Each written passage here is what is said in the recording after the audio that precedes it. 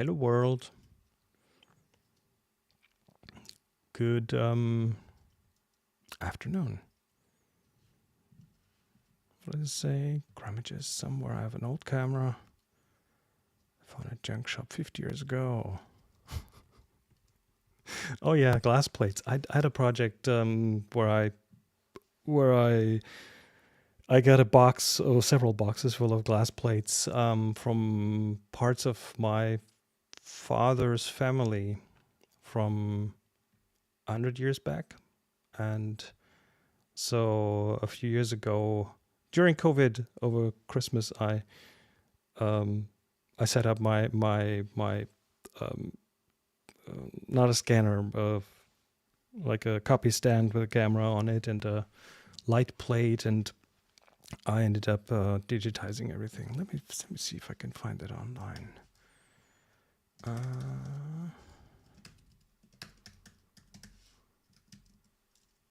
Yeah, there we go. Now, can I post to the chat? No, I can't. I feel limited.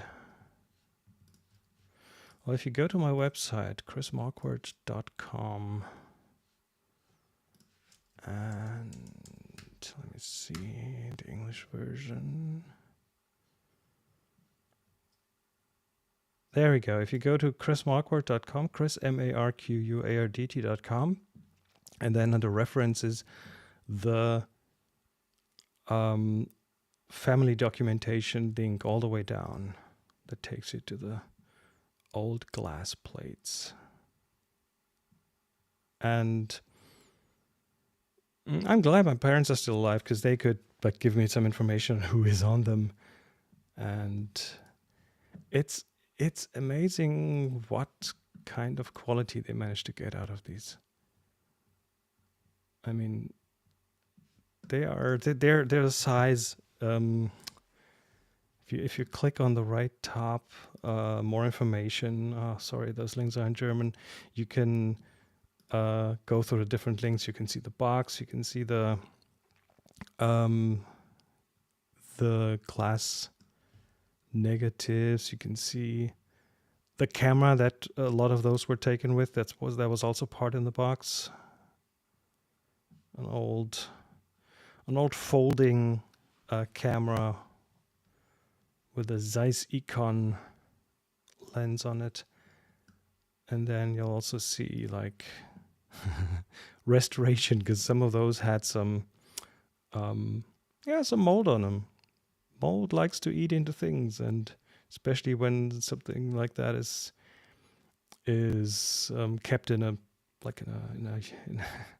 damp basement, and some of those apparently were. So those one part of it was cleaning the glass plates, but only on the side where the emulsion isn't on. So we have one side where the photo emulsion is on, and you don't want to scratch that or anything. But the other side is just the glass. So glass cleaner and cloths, and then on the other side, if there was any mold or anything in there, it ended up being a digital restoration. So you take a clone stamp and fix things. And nowadays with AI, that's even easier.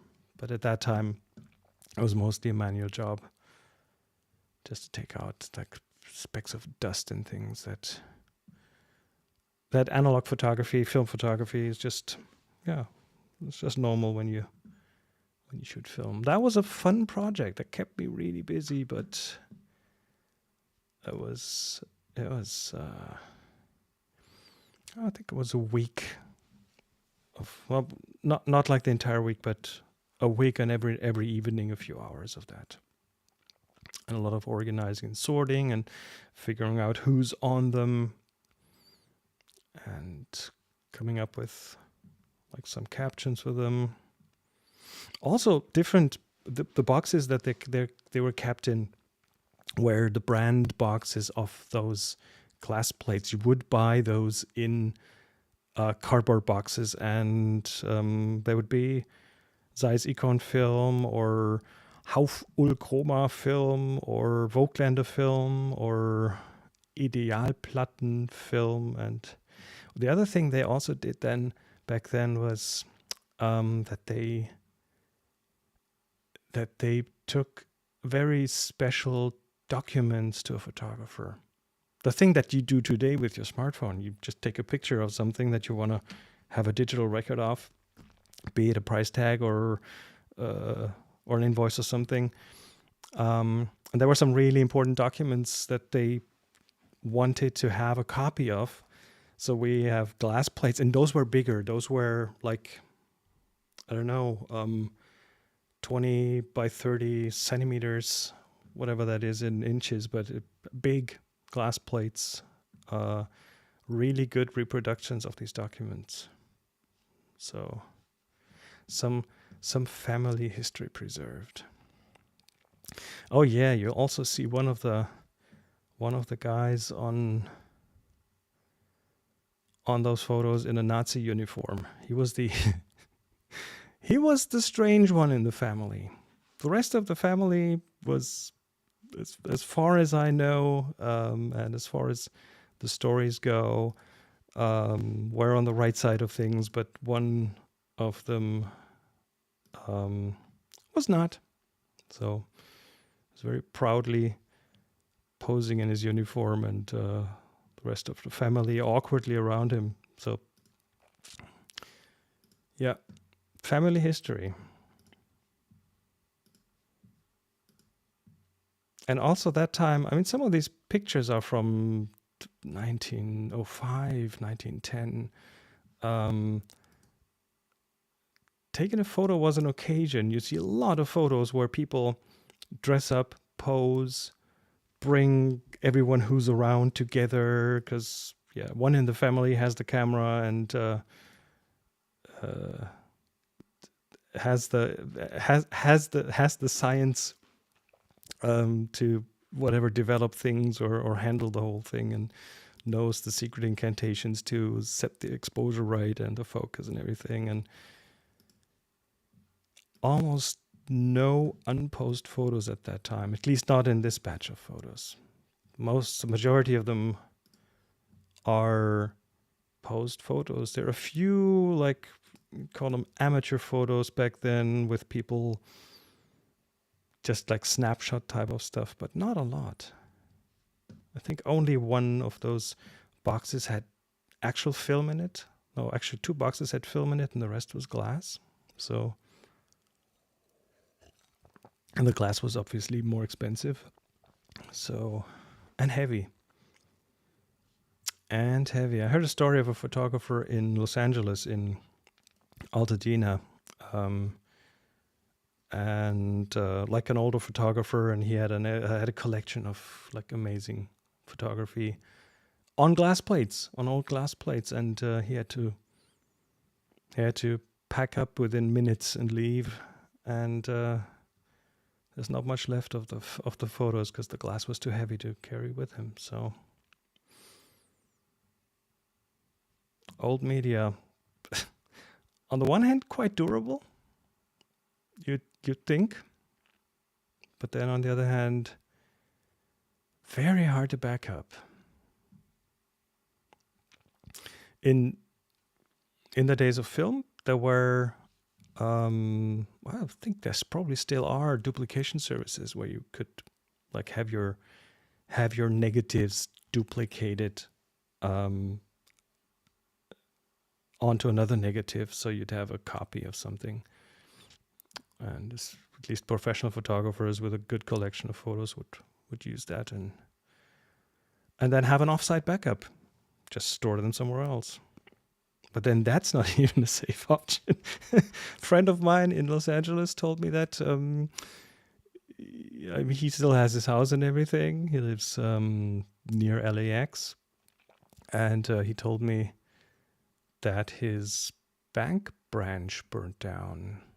And I'm not sure. When I talked to him last, he didn't know if his safe deposit box was still there or not. So even that is not a safe option.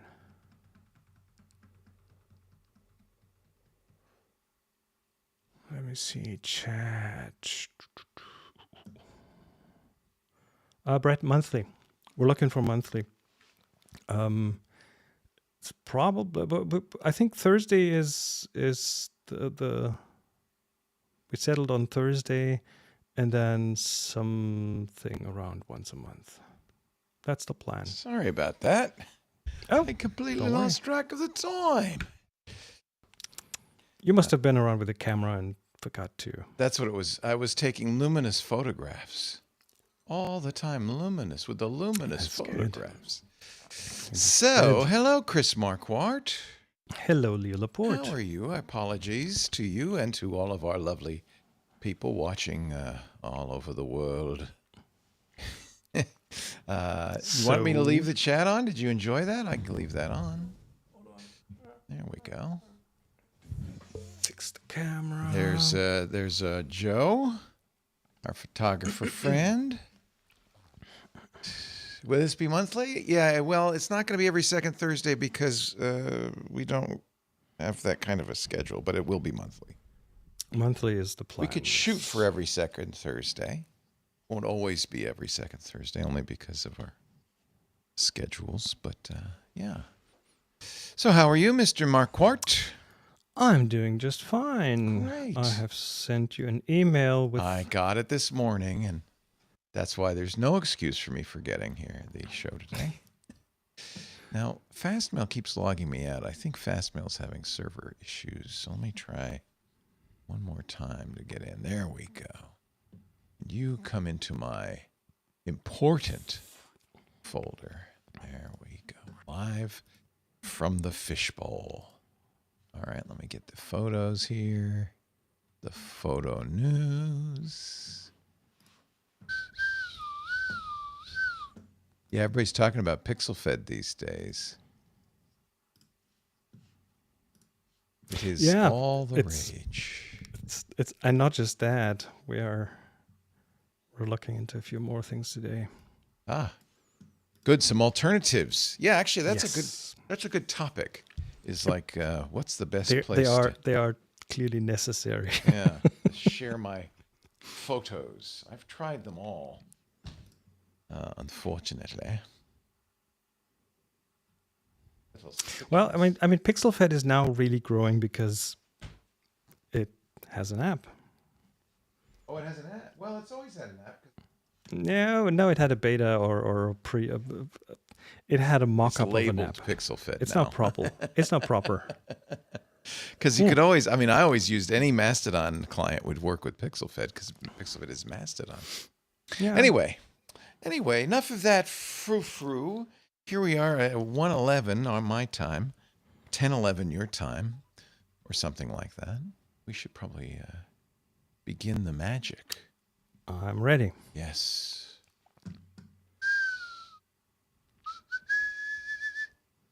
Are you bringing up the fishbowl photos again? I's got them right here. Good. Yes, I have them all right here. So I shall do that for sure. Let's see. I'm gonna put and the last segment is the new Q&A. Oh, yeah, and you've been collecting cues, I see. If you open the internal link, that sounds will very fancy. Show you the questions. Only a few in there right now, but we'll start advertising this and linking it everywhere. Okay, good. So Excellent. this is not auto-updating. If I change the status on something, you'll just refresh. So I should use the internal link. The internal link is for you. Yes. Okay, and I see it, and I have it right there. Very nice. All right, and I also have our photos right here. Not so many submissions, but it's all right. We're gonna get people together here. Get it together. All right, let me begin, and then I guess I should hide that too. Hide chat overlay. There we go.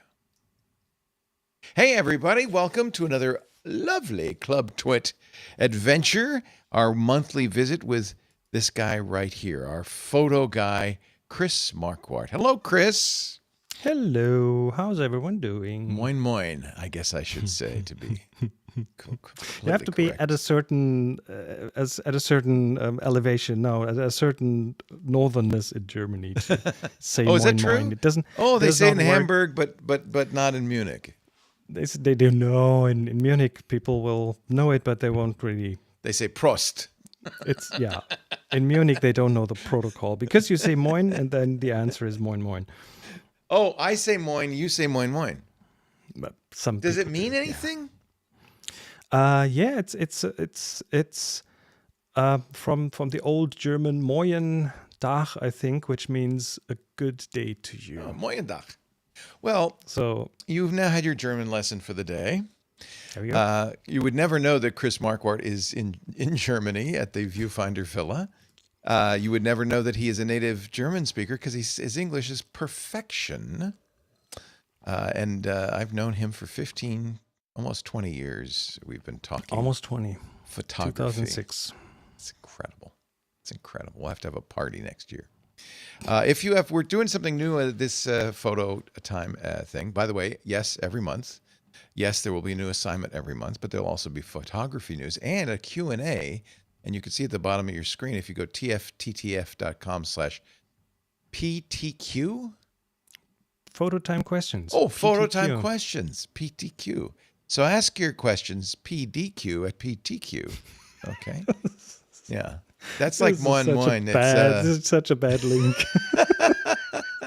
tfttf.com/PTQ. Let's start with the photo assignment, shall we, Chris? And then we'll get to news and questions Yes. in the let's show. do that. So where do you want to begin? Should we go first to Flickr and show the submissions? I'm disappointed in the Tech Guy group. Only, 9 submissions. But yeah.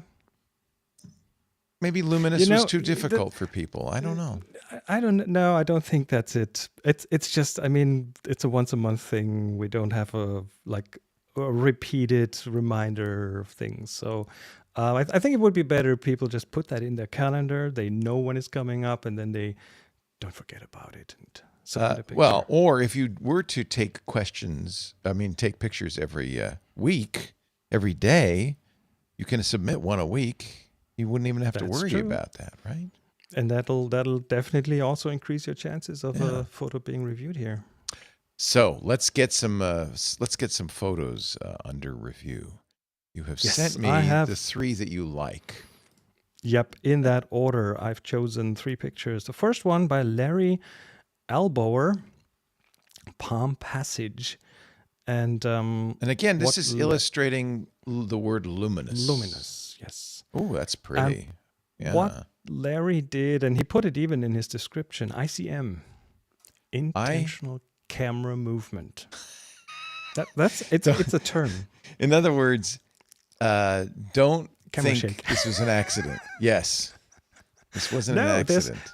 There's this entire genre of intentionally moving your camera while you take a bit of a longer exposure. You will see camera tossing, for example, falls under that, where people will like throw the camera in the air with the self timer on just before it takes the picture, and then they catch it again. That's very funny. Or you could also like zoom in to lights during a 1/10 of a second exposure or something, and you get interesting effects. And this is an up and down movement. I'll never forget some years ago, I went on a photo safari to Tasmania with my good friend Mikkel Oland, who's a very accomplished photographer, and a bunch of other pro photos. And I came upon Mikkel one day standing, pointing his camera and taking the picture and zooming the lens as he was doing it. And he kept doing it over and over because it's hard to get it just right. You have to be you have to do a bit of buckshot. Just take. And I said, "What the hell are you doing?" He explained he was doing. Or this as thing. we call it, spray and pray. Spray and pray. Of course, with digital, it's a little easier because you can see. Yes. So this looks like palm trees with lights wrapped around the trunk. Yeah. And maybe he zoomed. I think you just moved the camera up and down. You see on the left and right, you see these little vertical light strips. So that gives you a bit of an idea of the motion there. It's fun. It's a fun technique, and especially it brings you out of your comfort zone, because we if you try this with a smartphone today, it's going to be hard to achieve something like that because they will do everything to give you a perfect photo. You want a That's- steady. That's the Yes. real reason to use a camera as opposed to a smartphone is because smartphones are too smart sometimes. Yeah, I mean, there are apps that allow you to do these kind of things, but the default apps, the built-in apps, they make it really hard for you to get camera shake or bad exposures and things like that. So that's Larry and his ICM. nice ICM. Anti-M. Okay. So Number second photo 2. by Ron Hikes 816, Central Park, New York City, and it's I it's like this. taken in the Bethesda. What is it called? Bandshell. I don't know what this is. Passage, whatever. If you've been there, there's this, in this park. There's this this structure, this building, and you can go inside, and there are tiles on the ceiling and on the bottom, pretty, and I've been shooting there with a group years ago, and it's just the light is so nice. You can do all these silhouette shots and have these beautiful reflections, and Ron did that, and it's a black and white photo, and a person posing in front of the fountain. And I'm going to zoom in because the pose is kind of designed to work with the fountain. It also looks Sort like of. he might be off the ground a little bit. So maybe he's jumping. Possible, but Yeah. then the columns also look like they're off the ground. So They do. possibly don't they? So just it's just a reflection, huh? just an artifact of the way the reflections work. Just one little niggly bit of feedback. Straighten it, please. Oh, it is a little off kilter. Maybe Just a and little crop a bit. little bit too is more interesting. A little bit cropped in a little bit. But anyway, I kind of like the longer reflections and what Totality, and what you see. It's a vertical photo, so the black that you see next to it is not part of the picture. So, right. and especially the reflection in the tiles at the ceiling, they are gorgeous. Isn't that cool? Ah, This is where I have trouble on straightening, and I bet you he did too, because what do you straighten on? You're going to have, because of, I don't know, a little distortion or perspective, you're going to have odd angles on somewhere. in general, with architecture, you want to try straightening so the verticals in the buildings are. So you'd are straighten on the vertical in the columns. I would probably do that. See, I might have Maybe- straightened on the floor line there, but That would probably end up being the same because it's a straight-on Yeah. photo. It's not from the side, so right. that should work. I And love it also that it's monochrome. I'm a fan of monochrome.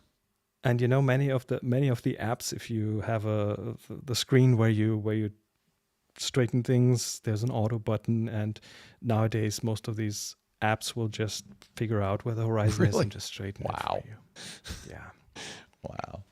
Of course, your camera also had those lines. And he obviously Yeah, ignored them. and Brett in the chat, Lightroom is also a good option for straightening because the auto correction in Lightroom is really good. Yeah. Has been for years. Yeah. Very So, nice. Third photo, Ms. D, winter sunrise, and that's a photo that you can feel, you can smell, you can, like, you put yourself in the photo, you know exactly what it feels like, you instantly recognize the crispness of the air, and it's a winter day. It's the sun. I love how the sun peeks out in behind the bigger branch there. The light, the shadows. It's one of those photos. I get a shiver when I see that because it's cool. Snow. Yeah. So emotion comes straight through in this photo. The feeling of the winter morning there Love it. works really well for me. Yeah. A very simple photo, but hey, and the composition, the what is it? It's not a bush. It's not a tree. It's a tree, isn't It's it? a tree, but it's Strange pruned in tree. a weird way. Yeah. Yeah. It's a winter So tree. that V-shaped tree is a bit different from some other plants. Yeah. It's clearly the center of focus. It's also centered in the photo. So I yeah, love that. You could say, is it a bush? Is it a tree? What the hell is it? yeah, it's kind of an in-between thing there. So that works for me really It's well. not a bad thing, really, to have a picture that makes you wonder, right? Well, it makes you wonder, or makes you instantly remember the same situation you've been in, being outside. Maybe you walk the dog or something in the morning, and or you go to work or whatever, and the cold air, the cold, dry air. That's the feeling I have when I look at that. It is. This is a feeling picture. Thank you, Totally is. Ms. Feeling Picture. Very. What's her? What, I want to give her credit again. Ms. D. She's submitted photos before, I believe. Yes. Oh, I definitely. think that name is familiar. Yeah. No EXIF, so we can't tell how she took it. I like the EXIF in there, but that's okay.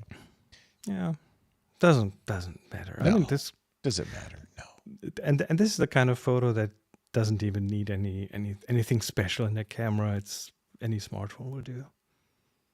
Yeah, actually, we've talked before how hard it is to take pictures with snow because sometimes cameras overcompensate for the white and it ends up too gray. Yeah. Well, this picture has a lot of other brightness levels in it, especially the trees and the houses and everything. So, Ms. so D's in our helps, chat. but She says that's an iPhone 16 Pro Max. there you go. Thank you, There Ms. you go. D. Nice to see you. And if you take pictures of snow that have like mostly snow in them, then there's a good chance that your pictures turn out gray. But a lot of the newer cameras will do something like subject identification. They will know it's snow, and then they will know how to handle it. Yeah, So right. it's That might have been not just harder with a exposure setting in the camera is not just a game of how bright things are in the photo anymore. Right, There's right. so much smarts going into It's funny these before kind of things. in the early days of our conversations when we talked about taking pictures with cameras. We often did talk about the difficulty of snow. I guess that's not an issue anymore. I mean, the thing is, over the last 20 years, a lot of the skill that you had to have in photography has become obsolete, not that necessary anymore. I mean, you still are better off if you know about exposure and how to influence it, because then you can bring your ideas to life better and easier. But most of these high skill things cameras do so well these days, so which is nice, because then people can concentrate on the art side of photography. That's a really important thing. And in the old days, people had to become skillful in something to become good at it, and not just the craft side, but the idea and the vision, and putting And that's that still there. You in a still have photo. to have the idea, the vision, the composition. But Still now have to you have can all of that. concentrate on this. Now you're Yeah. not so distracted by Right. figuring out how to expose that picture and which button to press on the Right. camera. That is all getting easier, and I think that's a good thing. Well done Less- to Larry and Ron and Ms. D, and thank you to everyone. There were actually, it was hard to choose. There were a lot of nice pictures Oh yeah. in here. So thank you for your submissions. But now you know what this means. Should we pull another one up from Time the to go to the fishbowl. fishbowl? By the way, just hold that up again. I love the reflection of your light in the fishbowl because you have one of those grids on the light, and it makes a very interesting Yes. reflection. All right, we have selected a fortune cookie, and the word is If it focuses, bold. doesn't matter. Bold. Bold. Is the word. It's like an eye chart. Bold Bold. is the word. I should print Okay. bigger ones. Whoop. Bold. Bold is the word. So the way this works, just so you know, is we want you to go out and take lots of pictures. This is the whole point of it. It's not really a competition. It's just an incentive to do some photography. If you find one that illustrates the word or concept bold, and as you can see, that's a very vague concept, so it could be a whole lot of things, upload it to Flickr. Flickr is the photo sharing site we've been using since the very beginning, since 2007. It's free, which is nice, although many of us have pro accounts. I saw Miss D does. There's a picture submitted to the group pool. So upload it there. Tag it with TG Bold for Tech Guy Bold. And then submit it to the Tech Guy group. And the Tech Guy group, you just search for groups. You can tell it's the right one because it has a picture of my smiling face. Should really have yours, Chris. And 14,000 members. Renee Silverman is our wonderful moderator. That's also a place you can go to find out when the next episode is, because Chris always puts that up as soon as we've determined the date. That gives you the next episode. That gives you the links to watch it live. That gives you the link to the Q&A submittal and so on. So again, Flickr.com, submit it, tag it. In this case, TG Bold. Then submit it to the Tech Guy group. Renee Silverman will thank you. It'll be in the group. You can do up to 1 photo a week. We usually go around 4 weeks, so that gives you 4 different photos to submit. And please, everybody participate. You know what? Maybe it's my fault because I have been recusing myself. I'm going to get competitive, and I'm going to take some bold pictures and put them up there this time. How about that? Sounds good to me. Yeah. We're going to the next week to the Tucson Rock and Mineral Show, which is the biggest gem show of the year. That's a photo op. Just going somewhere where interesting things happen, unusual things happen. Yeah. Yeah. I don't know if there'll be anything bold, but maybe it would have been better for Luminous, but we'll find something. If that's a rock show, there will be boulders. Boulders could be bold. See, I told you his English is really good. He just made a pun. I love the language. Bold rocks. Thank you, Anthony. Bold rocks. It's not, as Eric says, as quoting David Letterman, it's not a competition. It's only an exhibition. Please, no wagering. But do participate, and I will. I'll do it this year. I'm going to take my M11 with my f.95 lens and play with it, because it's really fun to play with it. And then now I have to learn with a rangefinder that I have to shoot with one eye free. That's going to be tricky. We'll see. It just takes a bit of practice, and leave both eyes open if you can. Oh, you're asking an awful lot. Oh, I swear. All right, let's talk. Let's talk some news, shall we? Yes, some news. Yeah. Cloudflare. Yeah. Cloudflare runs, or doesn't run, but about 20% of the internet goes through Cloudflare's content delivery network. And there's the Content Authenticity Initiative, CAI. We've talked about that before. Yes, that's the guys who make content credentials, which are a method to help mark photos as this has been taken by a camera, or this has been made by an AI, or this has been modified by an AI, this has been mangled with in some this or that way, just to help increase or restore the trust in photography. Mm-hmm. Because we're quickly getting to a point where photography is going to be always questioned, because is that a photo? Is that fake? Is that real? Right. Has that really happened? And content credentials consists of algorithms that go into software, like Photoshop, will add cryptographically signed records to the metadata of a photo to tell you what has happened with the photo. There are also more cameras now that will stamp the photo. The Leica that I was talking about, the M11, I got the P version of that, which does, in fact, one of the reasons I did is because I wanted to play with this. So there's a private key inside the camera, and it stamps each photo with the public key. And then there's a chain of custody. So if I use content credential aware apps like Adobe's Photoshop, it will preserve the initial credential and then add modifications. And I presume Adobe has its own private key, which it adds to the chain. So that's cool, but it means nothing unless your tools then are smart about it. So that's why this is a big story. And Cloudflare supports content credentials. What a content delivery network will do, at least some, is they will do something to the pictures that are transmitted. So if you have a device with a very small screen, there's a good chance that the same website that you watch on a browser, on a bigger computer, will get smaller pictures delivered. So that the content delivery network will squeeze those photos so they go through the airwaves faster than if they were the original big size photos. But which means the photos are being changed on the way, and that's a thing that many content delivery networks do.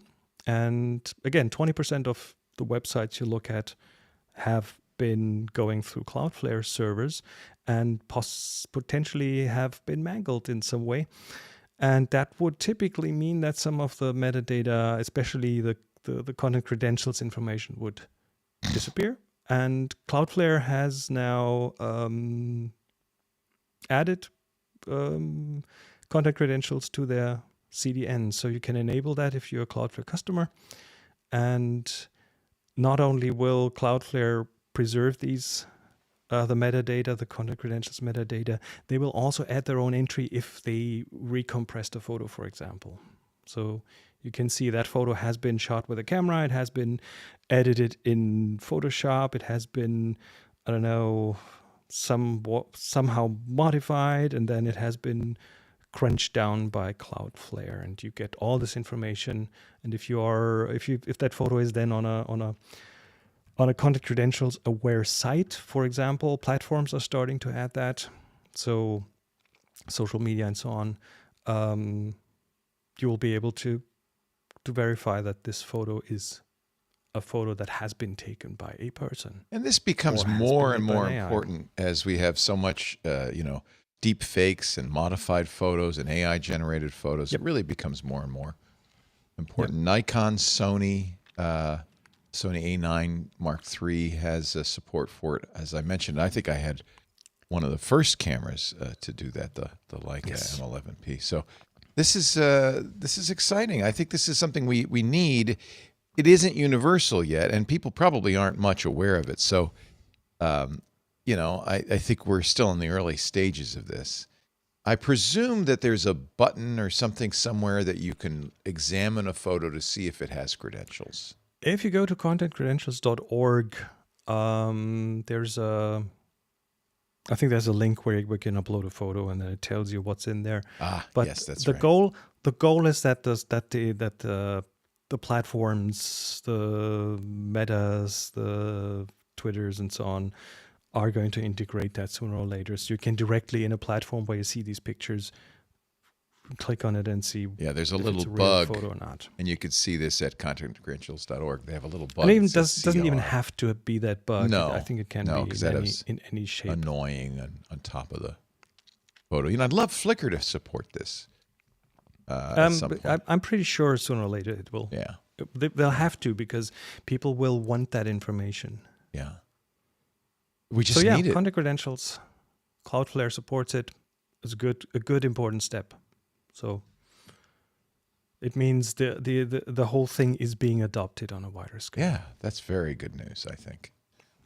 Excellent. Oh, I'm little and you're small. You're big. Let's fix that.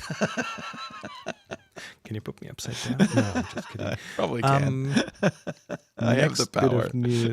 Next bit of news. Instagram. Meta. People are not that happy about what's going on. No kidding. I mean, it started with their terms of service, but I think more and more people are just upset with Meta, and rightly so. So people are looking for alternatives to Instagram, and we've talked about this here before, and it has been around for a while. PixelFed, Yeah. the federated alternative to Instagram, which is very akin to Mastodon. It actually uses the same protocol. It's even And the same software. I think it's a version of Mastodon for photos, basically. it sort of is. It Yeah. has its own like photo specific things, and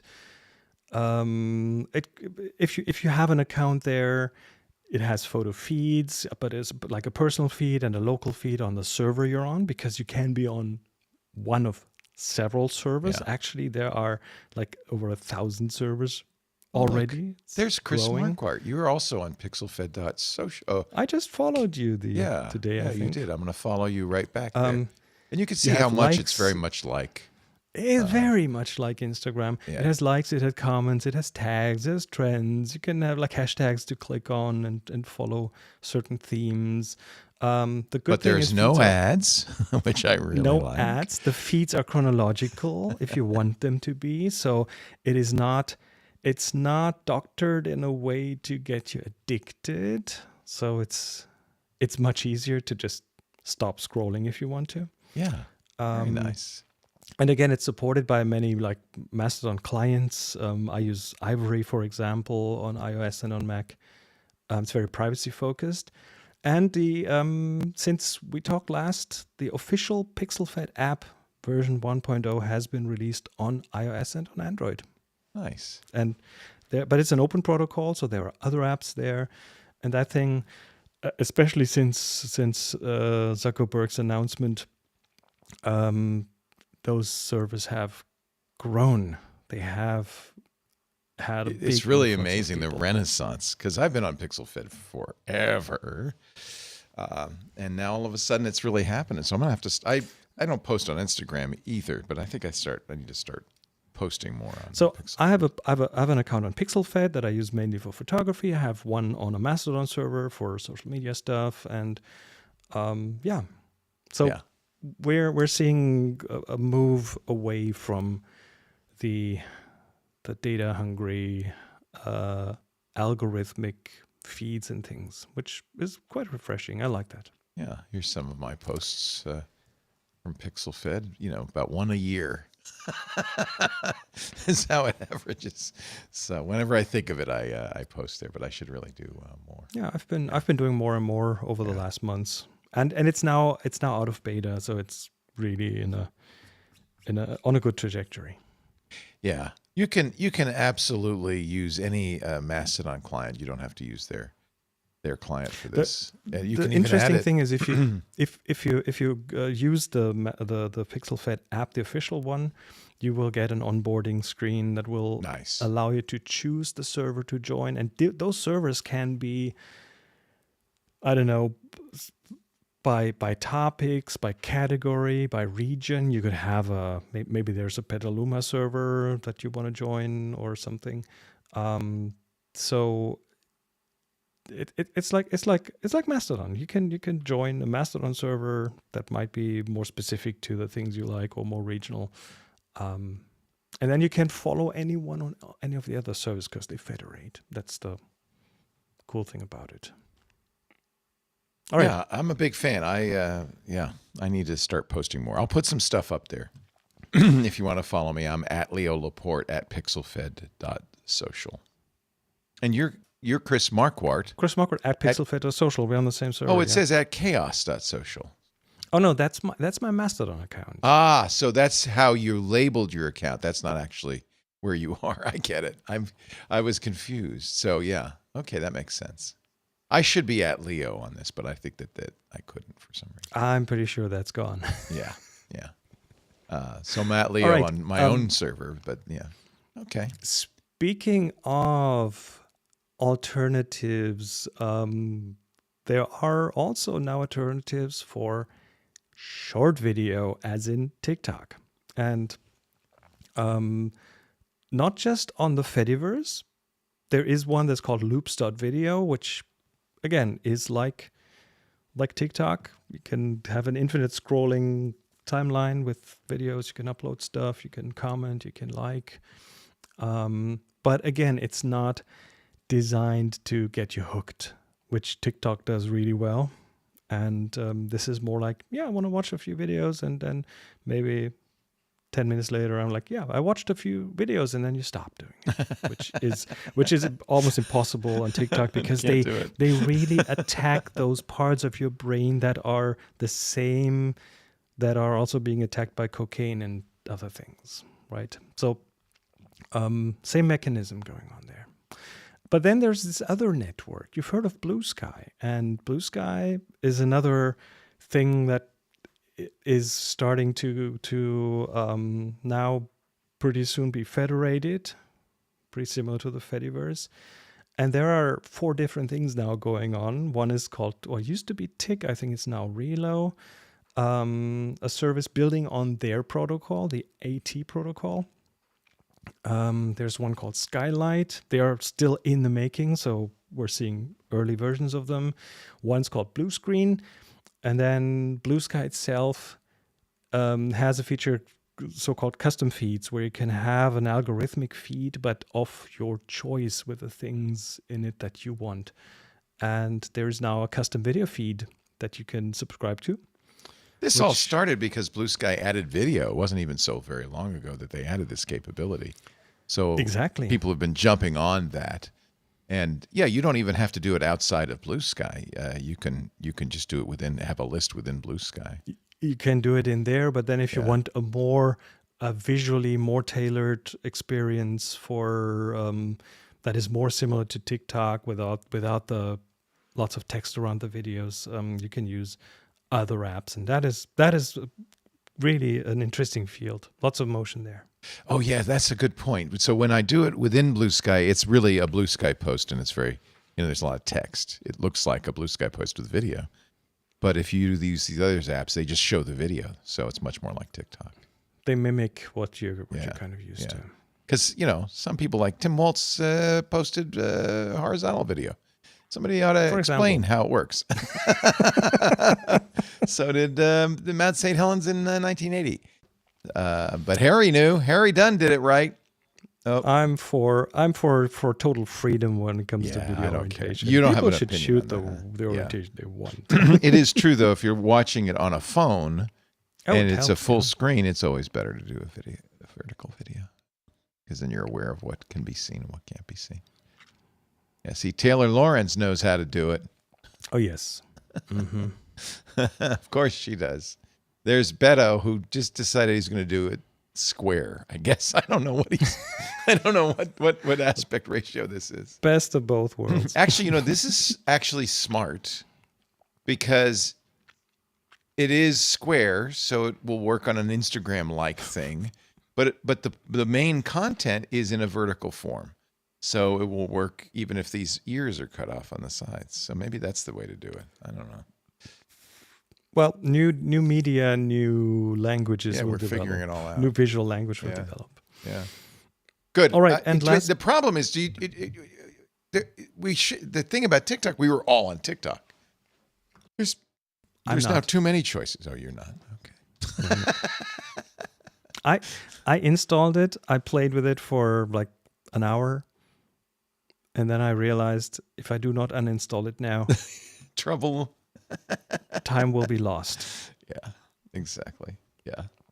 That's funny. I thought for a long time most people used it as a read-only medium, and I just saw a statistic that, in fact, more than half of the people who use TikTok have at least posted a little bit on it. So it's both to publish and to consume.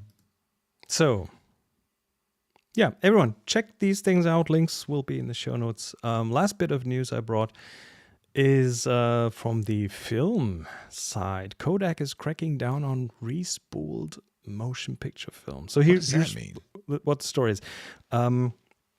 If you buy, you can buy 35 millimeter film, as in little canisters with film in it, and put it in your old SLR or something and shoot. And those will typically be made by Kodak or Fuji and so on. Lots more companies are doing it now. Ilford is one. But then there's another breed of that where companies buy motion picture film, which is the same format. It's 35 millimeters. It has the same sprocket holes. And you can re-spool it into one of these little metal containers and then sell it. And it's very specific. It has a very special look. Sometimes needs to be developed in a different way. But people buy these for the look, to shoot on that material. But here's the thing. If you want to do that, you buy the motion picture film from Kodak at a certain rate, at a certain price. If you shoot a motion picture, if you shoot a Hollywood movie on film, you get a discount because, I mean, you'll buy this. You're buying a lot, right? You're buying a lot of that, hundreds of feet of this, yeah. And for example, Reflex Lab, a company that does sell respooled film, claimed they were shooting a movie, and then bought it at a cheaper price. And Kodak said, "Nope, that's not how it works. You have to buy at the more expensive price, and we're not gonna sell it to you at that price anymore." And Reflex Lab said, "Yep, then we'll have to stop selling respooled film." And there's a bit of a crackdown happening right now. It seems like that's a kind of interesting legal gray zone. Like, possibly. If you buy film from Kodak, if you buy motion picture film from Kodak, why can't you use it as you choose and even resell it? I don't know. How are they going to stop that? But there are others, Cinestill, for example, who do the same thing, but they are not affected because they have always paid the proper price. So, so Kodak says, we want you to pay us for the 35 millimeter still film price for our motion picture film. Yeah, I don't know if it doesn't feel right somehow. It's the same film. It costs the same amount for Kodak to make it, right? I know. It just doesn't seem right. How are they proposing to stop this? I understand their concern because it's going to cost them money. I don't know. Maybe all Reflex Lab needs to do is find someone who shoots a movie and buys more film, and then sells it to them. They say it's intellectual property. They're protected. It's an interesting argument, yeah. At least. Petapixel says it's better to think of it as another metaphor, as if it were a brewery. If breweries were to sell discounted kegs of beer for events, and then somebody took it and put it in cans and sold it as individual cans, okay. I don't know. The cost must be fairly de minimis to Kodak. I mean, Reflex Lab, which is the one company that is mentioned here most prominently, I think they got some good visibility out of that. So, Reflex Lab says the respooled film market does not undermine the core business of selling motion picture and still photography film. Respoolers purchase bulk film from Kodak, which generates significant revenue, especially as demand for respooled film increases. Without these sales, Kodak forfeits that income entirely. Well, I think these kind of things will happen more and more as we see the resurgence of film that we're seeing right now. It's on a growing trajectory right now. So, have you ever shot motion picture film in your still camera? I've shot some Cinestill. Mm-hmm. And the look is nice. It's quite pricey, though. You know, there's an easy way for Kodak to fix this, by the way. Start selling your own respooled film. They don't even have to respool it. They just have to spool it. Yeah. Just sell it. The machines. Hey, you could buy this. Then of course, they'd have to sell it at they would sell it at a higher price than Reflex. They'd be undercut by Reflex. But do we know how Kodak is set up internally from a business point of view? Maybe they have to buy it from those who make the film. And we don't know. Pay the bigger Does price. Kodak manufacture their own film, or somebody else make it? Yes, they do. Yes, they do. Okay. There's an amazing 3-part YouTube video by Destin of Smarter Every Day, because he went to Kodak and he shot there for days behind the scenes, and you get to see the entire process of making film from cool. plastic pellets being delivered that then are melted down to make the film base, from the silver being dissolved to make the silver nitrate that goes on the film, the huge machines that are now being probably not being used as much as they used to. But it's such an amazing look behind the scenes. Find that somewhere on YouTube. Smarter Everyday Kodak 3 parts. Totally worth it. Totally Reminder, worth it. we are going to do a Q&A segment today. If you have questions about any of these topics or anything at all for our photo expert, Chris Marquardt, tfttf.com/PTQ. And as soon as we finish the news segment, we will start answering your questions. So get your questions into us, tfttf.com/PTQ. That was the news segment. I have a brief show and tell before we get to the Q&As. Oh, what are you going to show us, Chris Marquardt? Well, it's one of my favorite cameras. It's also one of my cheapest cameras. And you probably know exactly what I'm talking about. When's the last time you shot with a Holga? Look at that. Is that Russian? No. So Holga, again, listen to that. That's just Plastic. cheap pressed plastic.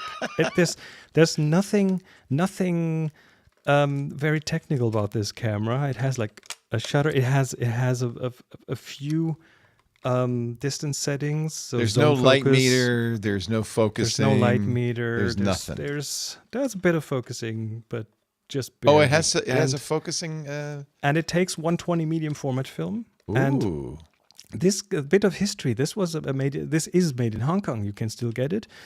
And it was originally in the early 80s, I think 82. It was designed as an inexpensive mass market camera for the Chinese working class. Wow. That's what it was originally made for. And then when the medium format film got slowly replaced by 35 millimeter film, then they had to search for another market outside of China. And then Western photographers discovered this camera for its weird, surreal, impressionistic photos. This is what Wikipedia says. The Holga's low-cost construction and simple meniscus lens. I don't know what that is. I know what a meniscus is on a glass of water. I guess it's the same idea. Off with flat on one side and bowed on the other. Often yields pictures that display vignetting, blur, light leaks, and other distortions. So it's not a perfect shot. No, but that's the interesting thing about it, because it is so cheap. You can't really set anything. It's just this plastic box that doesn't do much, but all you can do is take the picture and then, oh, by the way, this is how you transport the film. You turn this wheel and it does this sound. Oh, I love that, though. And you get this very specific look, a lot of vignetting, soft pictures, light leaks in the camera, and those limitations have given it a bit of a cult following over the last 20, 30 years.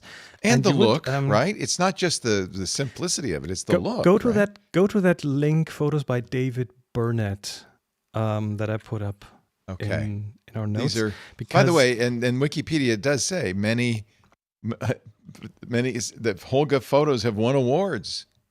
Exactly. So, scroll down a bit to the photo of Al Gore. Just keep scrolling a little bit. Okay. So these are pictures.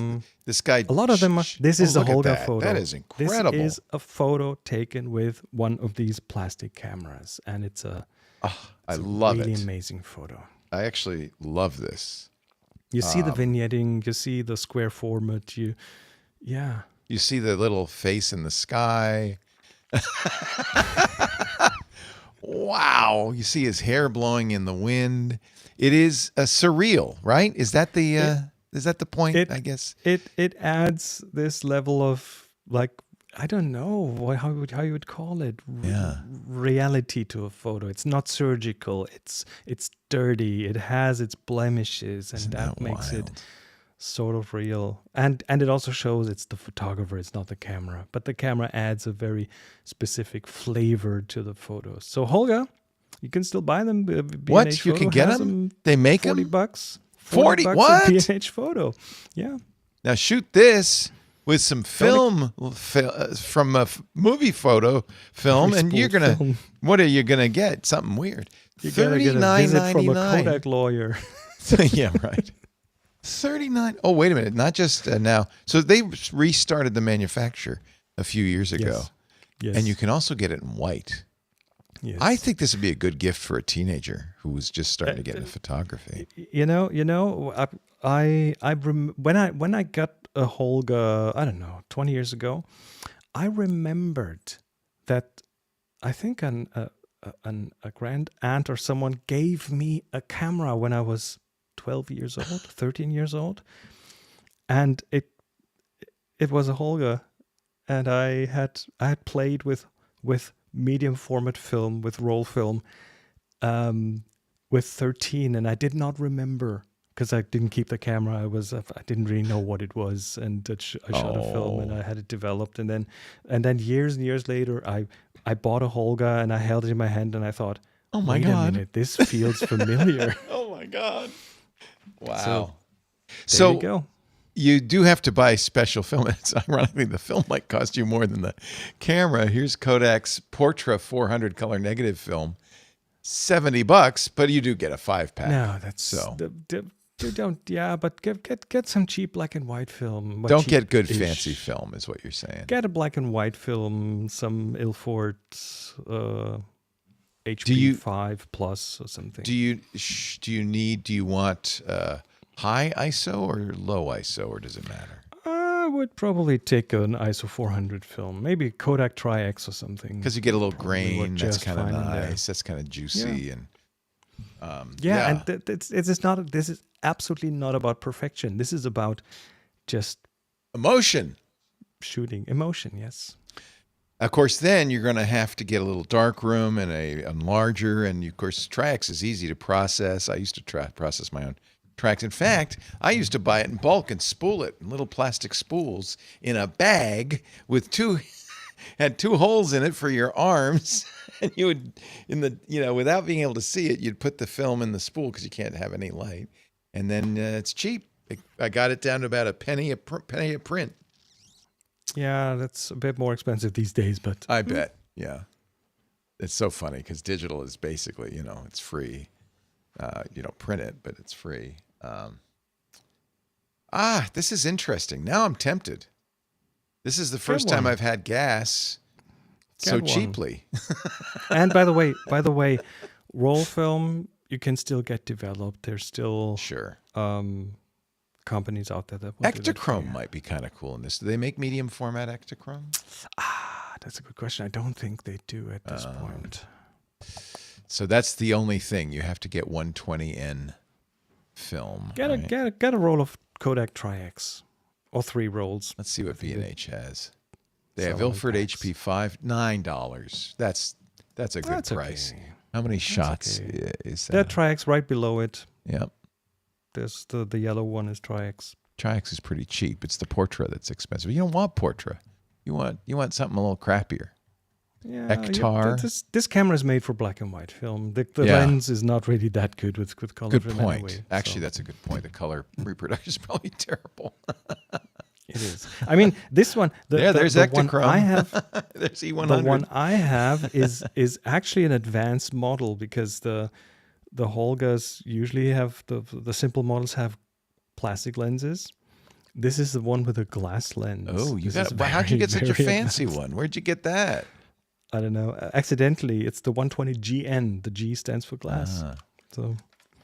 So here's your Cinestill for the Holga. This is C41 800 tungsten, $15.99 for a roll. So you can use that. I think you're probably right. Stick with black and white, huh? You've seen the Al Gore photo. Yeah, that was incredible. Yeah, incredible. But you can't get Cinestill film, which is that film stock for movies. Yeah, you want to look for a film designated 120 film. 120 film and roll film. And 120 roll, right? And I think you're right. I think the best would probably be either the Ilford HP5 or the Tri-X. Yeah. And it's all available. And Tri-X, I presume it's easy to find a lab that'll do Tri-X. Totally. Yeah. Totally. It's one of the easiest films to develop. Right. I used to do it myself. It's a simple process. Oh, I'm so tempted, Chris. So tempted. Could I take a bold photo with this stuff? Possibly. I bet I could. All right, let's go to the questions. All right. We have our questions, and again, is it too late? Yeah, is it too late to put new questions in? No, we can. No, we'll use them next time. We can refresh it, or exactly. So let me go to next time. The magic link that you sent me, and see some of our questions. I'm gonna have to make them a little bit bigger because that's kind of tiny. Yes. That okay. was not meant for the screen. Did you design this yourself? This is cool. No, that's Airtable. Oh, it's Airtable. On a database. It's amazing. Just Airtable. All right. Here we go. Let's take them from the top. The Blue Spirit 82 sent us a question. AI seems to be the feature of smartphone photography that's getting the most attention at the moment. Do you have hopes for a specific new feature or improvement in smartphone cameras? AI is it's a really interesting topic. I think AI, we've talked about this here before, is more for utility, not necessarily for generation of photos. That's a different kind of image making. So I've been thinking of, okay, where would I put AI in a phone for photography? And one of the things I thought about is, how about context-dependent composition guides? You have the grid or something that you can put on your screen to help you compose a picture.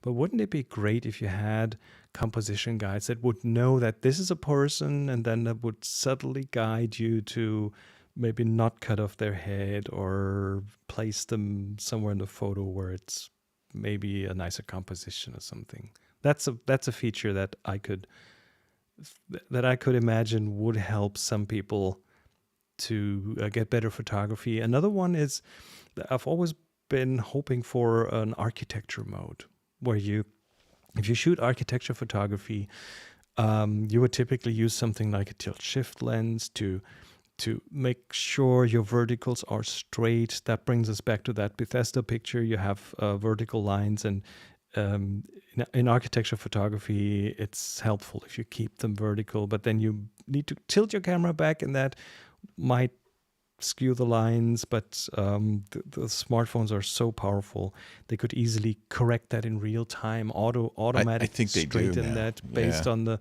gyroscopes. There are some apps that do that, but I think that could be an integrated feature in your smartphones at one point.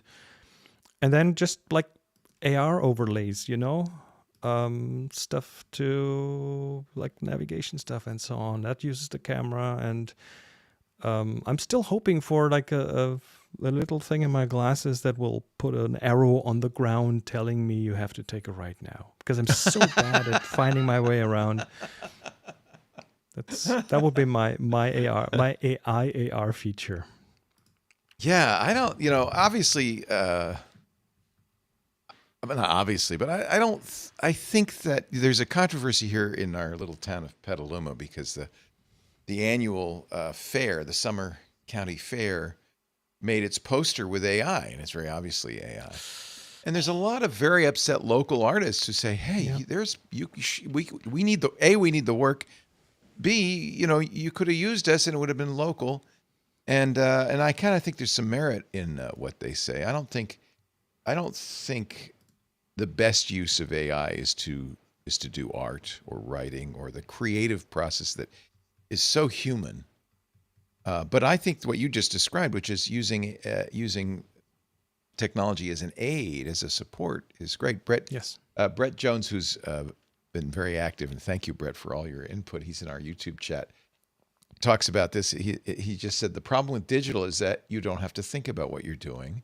The benefit of digital is it's immediate, and so it's both sides of it. Two sides to it. There's two sides to it. Yeah, I don't think though I want to see. There's a certain kind of creepy interestingness in at AI one generated point, art, but it's obvious that at one point we'll have a camera, we'll hold it to our eyes or maybe look at the display, and then we tell the camera with our mouth, could I have flames in the background?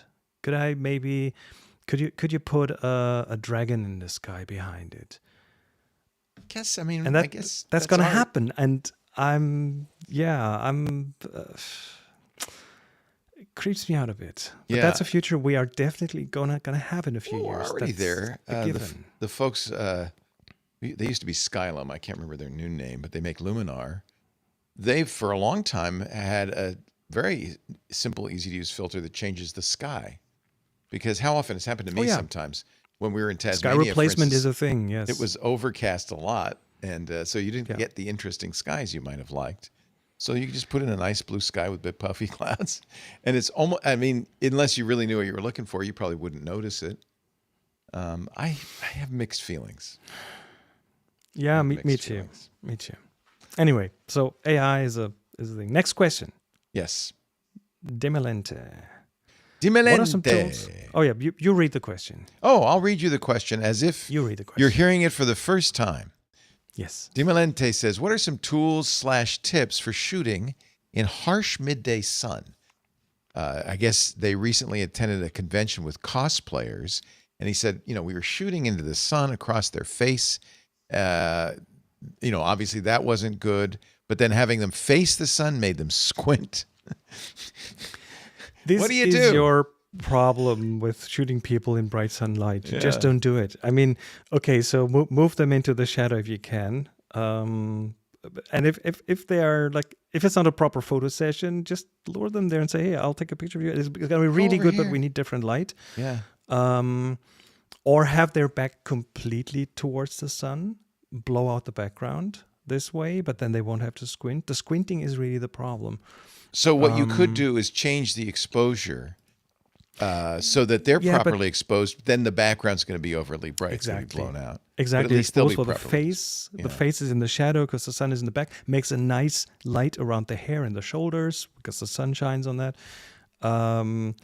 And ignore the background. It's not that important. Right. You want a picture of that person, especially if it's cosplay and they're wearing an amazing costume.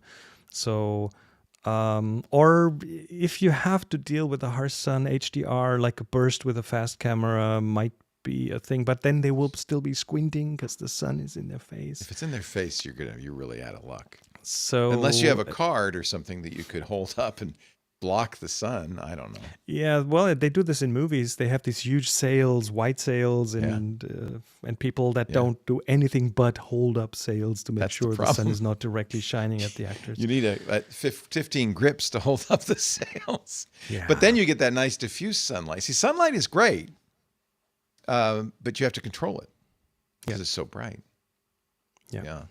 When I shoot, and I know there's a bright background, I don't want to clip the background if I can avoid it. So I'll kind of, I shoot so that the histogram is right up against clipping and the bright, right? So I shoot as open as I can without clipping. Here's a situation where I took an entire group shot in bright sunlight without people squinting.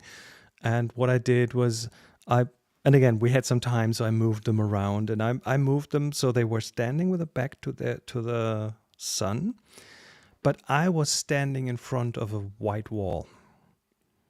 So they were looking at me.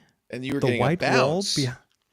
The white wall is a big reflector, so their faces were nicely illuminated. I could get some background in it as well. It was like them standing in front of a big light box. Very nice. Not squinting. That's a nice idea. So use the architecture for your advantage. The for stuff a long that's around time, you. Look what's bright and use that as a reflector. Before I simplified my whole setup, I used to carry stuff with me, including a reflector. It was white on one side and gold on the other side, and you could bounce some sun into them.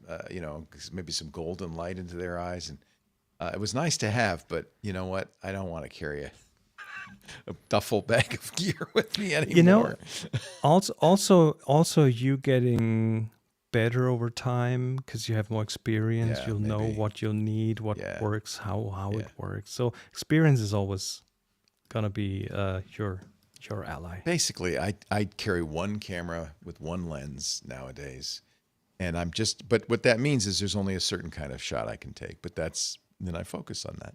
Well, then that's your style, Yeah. dictated by the gear. I might move to a Holga though. That would be Yes, I mean, listen to that sound. That's wow. Okay, one more Dustin asks question. if you're seeing a revival of interest in film photography. I mean, based on your book and the conversations we've been having on this show, I think there must be. We're seeing a big revival. We have several new film cameras on the market, like newly made. We talked about this here a month or two ago. The Fujifilm and film also includes things like Instax. So Instax is still over 50% of Fujifilm's income. Isn't that photography. Interesting? They're still I guess that's film photography. I mean, it's like It is. Polaroid, right? But It is. It is. It's a physical So- medium. And it's not a revival of interest in young people. It's more like they didn't grow up with it. So for Right. them, it's a new thing. They grew That's up with true. smartphones that That's take true. surgically perfect photos with HDR, so you don't blow out the windows when you take a picture inside. And a lot of them are fed up with that perfection, and holding a one-of-a-kind analog photo in your hand is revolutionary. It's like, wow, that immediately increases the perceived value of your photography by 1,000, because it's like, this is the one thing you can't infinitely recreate that or copy, and it doesn't live in the cloud. It lives in your hand, and that changes everything. So there is it's not a revival. It's a new interest. It's a new interest into That's a good something way of that putting it. is that they haven't grown up with. They might have, like, their parents or grandparents might have some shoe boxes with photos, but that will probably have been the only exposure to that kind of photography for many of them. So it's a new thing to discover. It's not an old thing to discover. And I will give you there's a book plug. that helps you. There's a book, The Film Photography Handbook, Rediscovering Photography in 35 millimeter medium and large format by Chris Marquardt and his partner, Monica Andre. That is a great book, which I'm very proud to own, with lots of examples and images. The nice thing about Chris's books is he always has lots of images in his book that are just you need gorgeous. to show what you're talking about. So the photography in there. There's like photography of like art that Monica and I made, but there's also explanations and pictures off cameras and Love that shot. Look at that. and process pictures. You will learn how to develop film in the book. Some beautiful stuff in here. Beautiful stuff. Here's something called orthopanchromatic film.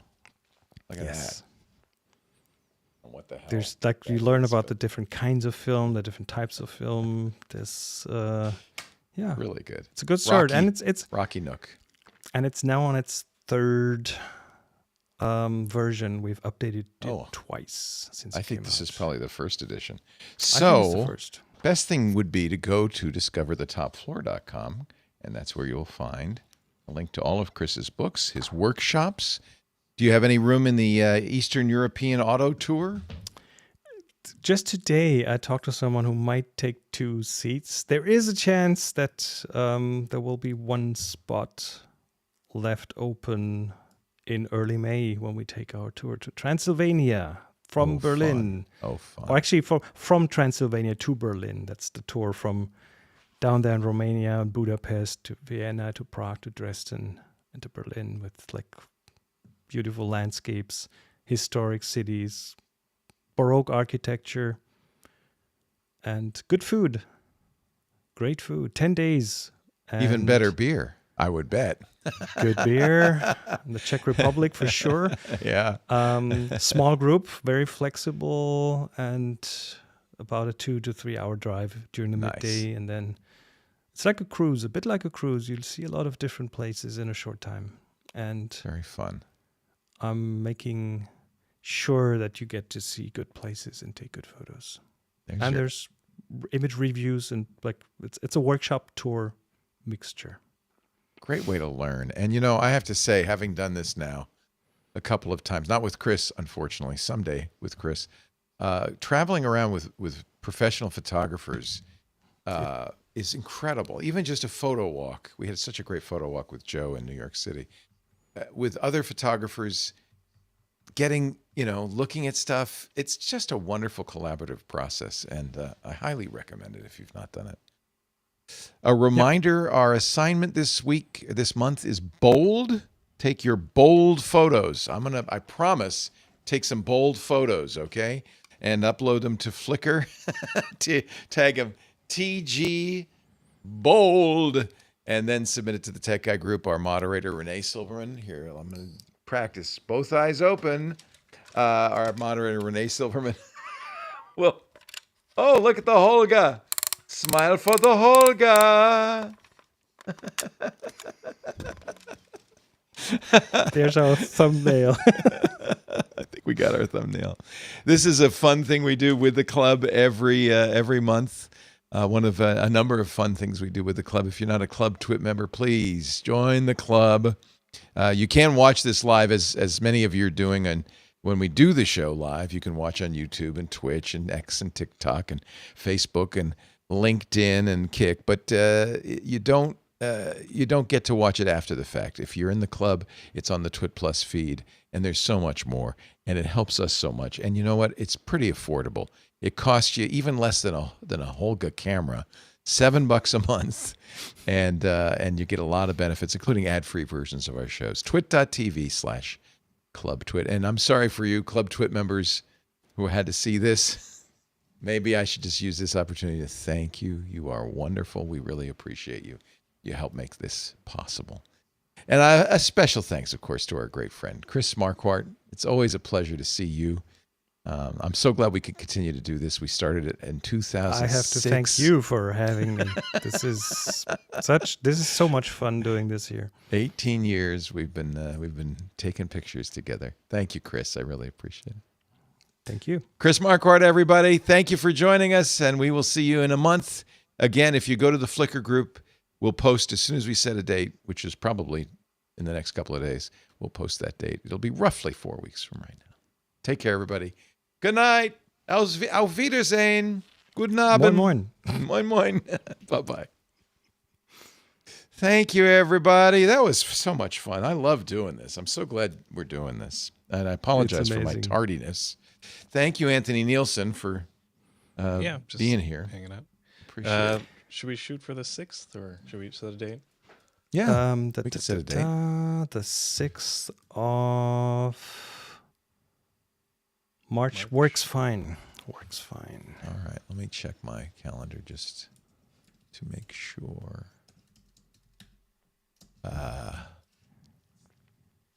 Yep, it's just the usual. Thursdays are busy for me. I have a Zoom call at 10, a piano lesson at 11:30. I have this at 1. I have a massage at 2:30. I have swing dance lessons in the evening. Is it still okay to do it on Thursday? Do you want to move it? We can move the date. Or we can? If you want to do Friday? I thought Thursday was the best. I can do Friday. Well, I was talking about for our team. Well, things are a little bit different now. Like, okay. Like with the Sunday thing, we could do Friday. Friday's better for me. I usually have Friday open. Friday's my kind of day off. Hold so on, how about the 7th? Look at what you got March 7th. No, can't do it. I have a workshop on the 8th and 9th, and that's my preparation day. I'm perfectly fine doing it on March 6th. Let's stick with March 6th for this month, and we can start looking at Fridays for future. It'd be good to announce it to everybody, too, when we move. I can do it a week later on Friday if you want to, on the 14th. If that works better for you.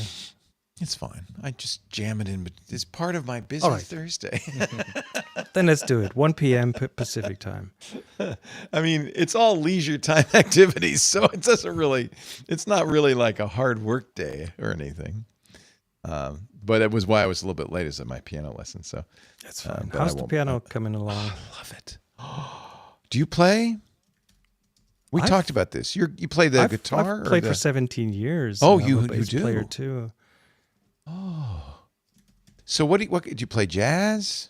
Yes. Oh, and everything. So it's really for what's kind of, first of all, it's wonderful to be able to make music, even in the rudimentary fashion that I'm making it. It does something with your brain. It's amazing. Yes. It's a way of escape, because you have to focus, but you have to relax. It's meditative. It's beautiful.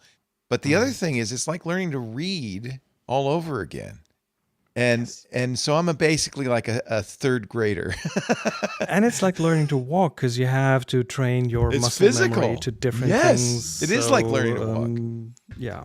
So I've learned now the C major, G minor, and F major. I'm going to learn G sharp this week, and of course I'm doing the notes. So the left hand might be doing the chords, and the right hand the notes, or vice versa. Oh, And you know what? It's fun.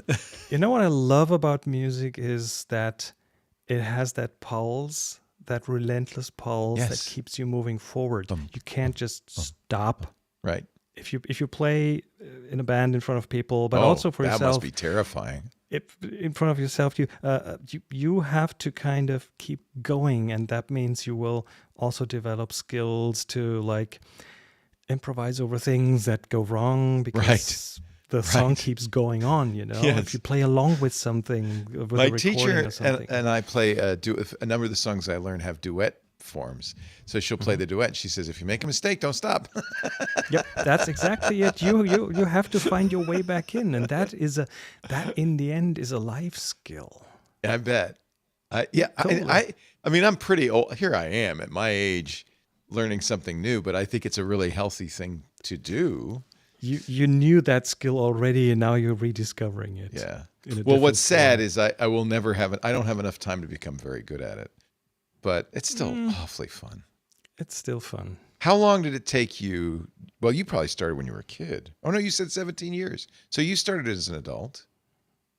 No, I haven't played in a long time. Oh, This was okay. in my youth. When you were a So kid, you learned. Yeah. I had 17 years of lessons, like from little Mary Had a Little Lamb to jazz and things, and I went to jazz workshops to Oh my God. play with others, and then I switched how fun. to like, and I played drums in between, and then I switched to the bass guitar because I found my instrument in the bass.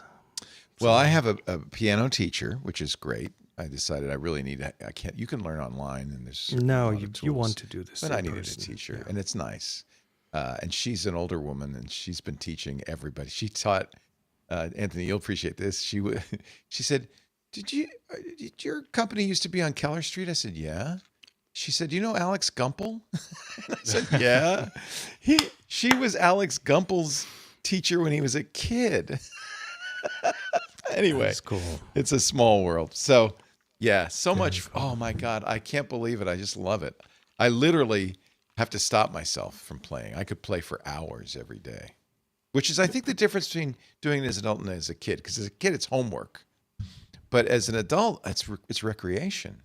It's so much, just fun. It was both for me. Yeah. It was both for me, and then in the middle, at around 15, I had a phase where I wanted to stop it because, Right. you start to rebel. Right. And my parents put their foot down and said, "Nope, one more year, and then you can decide." And Good that for was them. the year that helped me over that bump. Oh, and good then for I them. Kept going again by myself. Nice. So Chris, it's a pleasure. I will see you next month. thanks for your time. Always Thanks a for pleasure. doing this. Thank you. And I'll see you again on the Thank you, 6th. everybody. Take care, Adios, everybody. amigo. Hasta la vista, baby. There you go. Bye-bye. That's all, folks.